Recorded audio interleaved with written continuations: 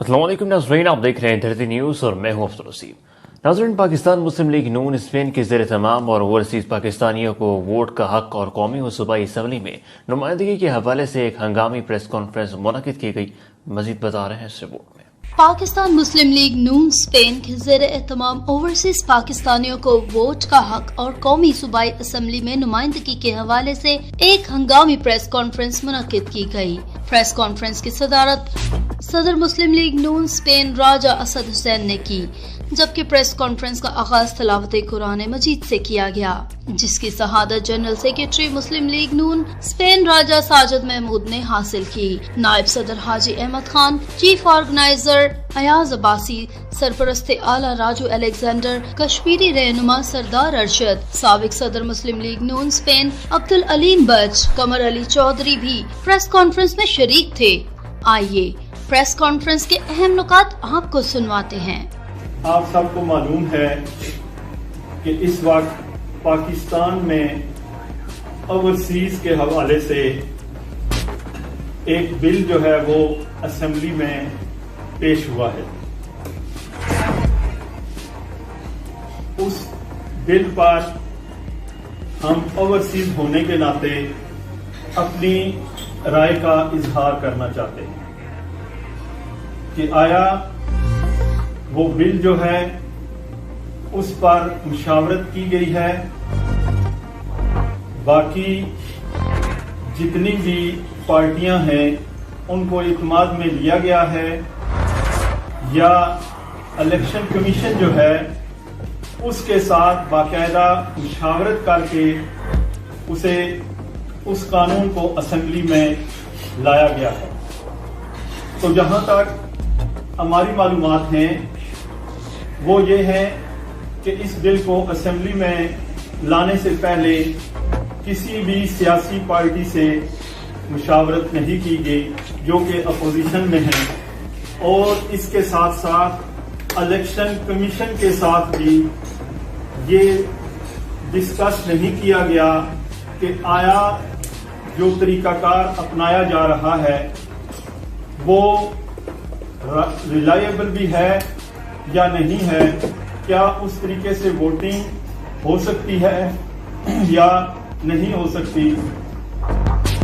تو ہمارا مطالبہ جو ہے وہ یہ ہے کہ اوورسیز حق جو ہے وہ دیا جائے۔ اوورسیز جو ہیں ان کا حق یہ ہے کہ ہمارے اپنے نمائندے جن کا تعلق اسپین سے ہو، انگلینڈ سے ہو، یا اسی طرح دوسرے ممالک فرانس سے ہو، ہم یہ چاہتے ہیں کہ ہمارے یہاں کے نمائندے جو ہیں ان کو اسمبلی میں رکنیت دی جائے،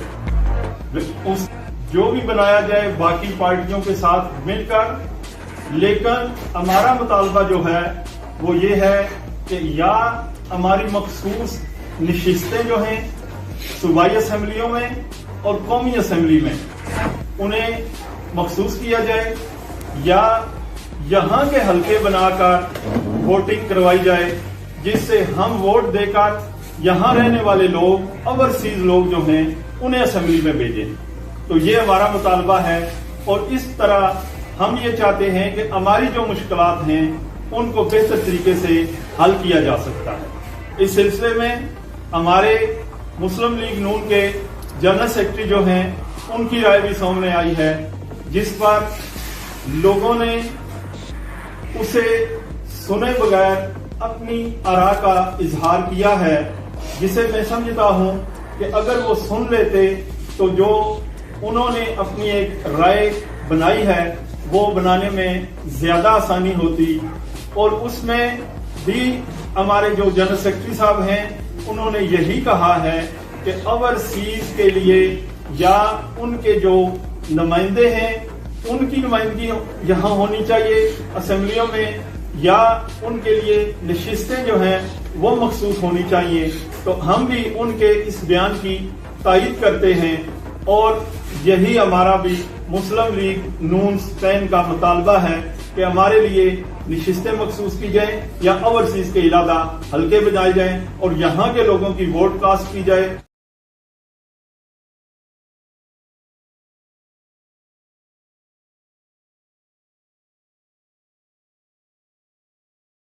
ہم پہلے بھی پول کرتے ہیں اور اب دوبارہ اگر ہمیں وہی حق دیا جائے کہ ہم یہاں سے ووٹ ان کے لیے کاسٹ کریں تو اس کا ہمیں کیا بینیفٹ ہوگا؟ وہ M N A M P A already ہم ہر حلقے میں موجود ہوتے ہیں, ان سے ہمارا رابطہ ہوتا ہے, لیکن وہ ہمارے وہ مسائل اس طرح حل نہیں کر سکتے, نہ ہماری ان سے ان تک رسائی ہوتی ہے. اس کا بہترین حل جو جنرل سیکرٹری اوورسیز ہیں حسن اقبال صاحب اور رائے صاحب نے بھی بتایا ہے, بہترین حل یہی ہے کہ ہمارے اوورسیز کے حلقے بنائے جائیں. ایک اگر یہ ہو جاتا ہے تو یہ بیسٹ آپشن ہے, نہیں تو مخصوص نشستیں ان پہ کام کیا جائے تاکہ یہاں کے لوگ جا کے اسمبلی میں ہماری آواز اٹھائیں, نہ کہ وہاں کے لوگوں جو M N A M P A بنتے ہیں ہماری وہ کیا آواز اٹھائیں گے. پہلے بھی تو ہم انہی کو ووٹ دیتے رہے. ایک دوسرا یہ ہے کہ ابھی جو گورنمنٹ ہے اس نے تو ہمیں ایک موبائل بھی لے جانے پہ پابندی لگا دی ہے. جب ہم ایک موبائل لے کے جاتے ہیں تو وہ بھی پاکستان جا کے ہم 2 مہینے سے زیادہ نہیں یوز کر سکتے. تو یہ تو ایک چال ہے جو اوورسیز کی ووٹ حاصل کرنے کے لیے ہے. یہ ہم اس کو پاکستان مسلم لیگ نون اسپین ریجیکٹ کرتی ہے, اور پاکستان مسلم لیگ نون پیپل پارٹی سب نے اس کو, بلاول بھٹو نے بھی پچھلے دنوں اسمبلی میں تقریر کرتے یہی کہا ہے کہ یہ جو اوورسیز کے جو خصوصی نشستیں دیکھیں مسلم لیگ نون پر جو الزام لگایا جا رہا ہے جو ہے اوورسیز کا ووٹ کے بعد ہم اس کی مذمت کرتے ہیں. دیکھیں اوورسیز مسلم لیگ نون وہ واحد جماعت ہے جس نے سب سے پہلے اوورسیز کے لیے کمیشن بنایا. شفقت صاحب آپ کو معلوم ہوگا, افضال پٹی صاحب یہاں پر تشریف لائے, اور قاضی محترم جناب میاں نواز شہباز شریف صاحب نے اوورسیز کے لیے کمیشن بنایا, اور اوورسیز کے کافی مسائل جو حل ہوئے. اور میں یہاں پر کوآرڈینیٹر تھا اوورسیز جو کمیشن بنایا گیا تھا, اس میں کوآرڈینیٹر تھا. اور میں نے جو دوستوں کو ان کو میں دوبارہ دہرانا نہیں چاہتا جنہوں نے مجھے درخواست دی, اور میں نے کافی مسائل ان کے حل کیے. اس کے بعد مسلم لیگ نون کا موقف یہ ہے